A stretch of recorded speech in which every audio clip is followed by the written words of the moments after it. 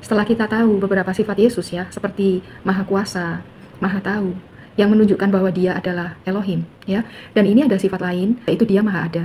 Nah, kita tahu bahwa Maha Ada itu artinya ada di berbagai tempat, di dalam waktu yang sama ya. Memang ketika kita melihat catatan-catatan Injil pada waktu Yesus datang ke dunia sebagai manusia, Dia itu tidak Maha Ada.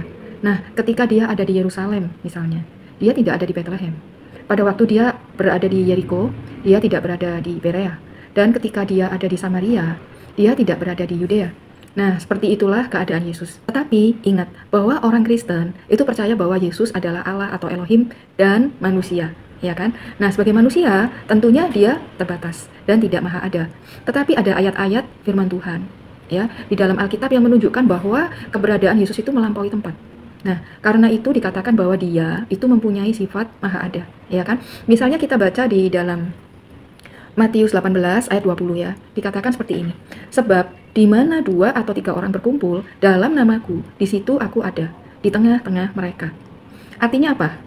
Artinya 2 atau 3 orang berkumpul dalam namanya, di situ Dia ada.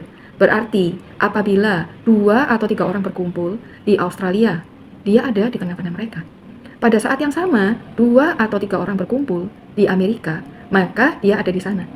Pada saat yang sama juga di Indonesia, Dia ada di sana. Gitu ya. Tidakkah itu menunjukkan bahwa Dia memang Maha Ada? Dia ada di tempat-tempat yang berbeda pada saat yang sama. Berikutnya, kemahaadaan Tuhan Yesus itu ditunjukkan dalam Injil Yohanes 1 ayat 1 ya. Dikatakan seperti ini. Pada mulanya adalah firman. Firman itu bersama-sama dengan Elohim, dan firman itu adalah Elohim. Artinya, firman itu adalah Yesus. Ya, jadi, Yesus bersama-sama dengan Elohim Bapa. Selanjutnya, di dalam Yohanes 1 ayat 14, ya, dikatakan firman itu telah menjadi manusia dan diam di antara kita. Dan kita telah melihat kemuliaannya, yaitu kemuliaan yang diberikan kepadanya sebagai anak tunggal Bapa, penuh kasih, karunia, dan kebenaran. Selanjutnya, di dalam Yohanes 1 ayat 18, ya, dikatakan tidak seorang pun yang pernah melihat Elohim, tetapi anak tunggal Elohim yang ada di pangkuan Bapa, ya, dikatakan ada di pangkuan Bapa. Dialah yang menyatakannya. Maksudnya, ketika ayat 1 dikatakan Yesus bersama-sama dengan Elohim.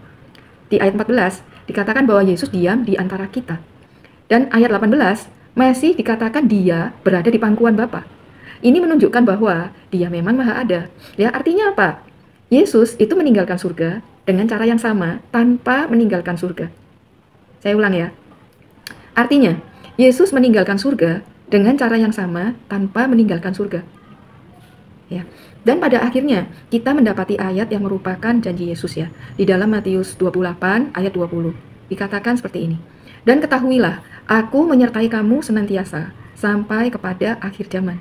Yesus berjanji untuk mereka yang memberitakan Injil, Dia akan menyertai mereka sampai pada kesudahan zaman. Bahwa Dia bisa menyertai orang-orang dari berbagai zaman di dalam pemberitaan Injil sampai pada akhir zaman, itu tidak bisa terjadi, ya kan? Jikalau Dia tidak Maha Ada, tidak Maha Hadir, teman-teman, ya kan? Nah, jadi kita bisa lihat ya, bahwa Yesus itu punya sifat Maha Ada. Sebagai manusia, tubuh fisiknya tidak Maha Hadir. Tetapi ayat-ayat yang sudah kita lihat tadi ya, bahwa Dia sebenarnya punya sifat Maha Ada, Maha Hadir. Dan itu sebenarnya menunjukkan sifat kealahannya. Dengan demikian, jika Dia punya sifat Maha Ada, maka tidak bisa tidak, Dia adalah Elohim. Sampai di sini dulu perjumpaan kita hari ini. Jesus bless you all.